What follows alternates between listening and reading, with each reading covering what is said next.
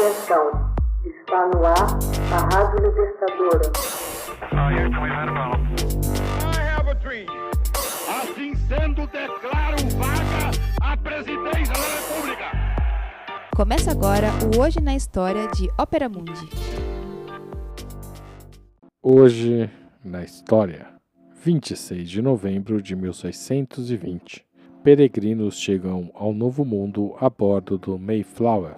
O Mayflower, navio que levava os religiosos ingleses separatistas conhecidos como puritanos, lançou âncora em 26 de novembro de 1620 em Plymouth, Massachusetts. A embarcação transportava 102 passageiros e 25 tripulantes. O barco deixou a Inglaterra em 6 de setembro e, após uma penosa jornada de 80 dias, marcado pela doença, que cobrou 2 vidas numa enseada do Cabo Cod, chegou ao destino final. O destino original era a foz do rio Hudson, ao norte da colônia inglesa de Virgínia, mas como o rígido inverno se aproximava, o navio deteve-se na baía do Cabo Cod.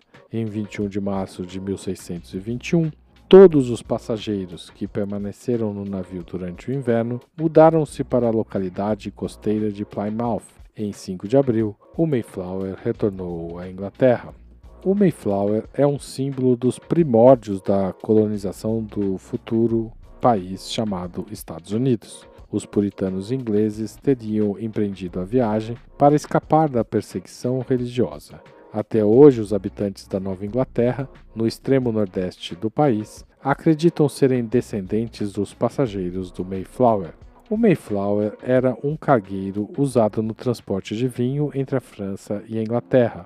Como a maioria dos navios da época, parecia um galeão com 3 mastros. Estima-se que suas dimensões, habituais de uma embarcação mercante de 180 toneladas, eram 27 a 33 metros de comprimento e largura de 7,6 metros. A princípio, o plano era fazer a viagem em 2 navios, o outro sendo o menor, o Speedwell, que havia transportado alguns dos puritanos de Delfshaven, na Holanda, até Southampton, na Inglaterra.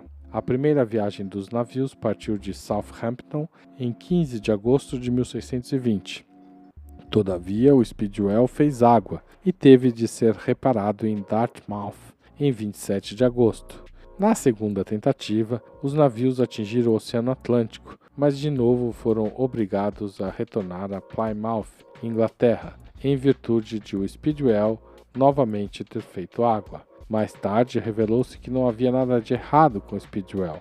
Os puritanos acreditavam que a tripulação, ao optar pela reparação e tendo em vista seu comportamento na tal operação, queria sabotar a viagem, a fim de escapar ao compromisso de 1 ano de duração de seu contrato com os armadores. Após a reacomodação, os 66 dias finais de viagem foram completados apenas no Mayflower. A cada família foi atribuído um espaço muito pequeno para si e seus pertences. O Mayflower parou em Newlyn, em Cornwall, para se reabastecer com água.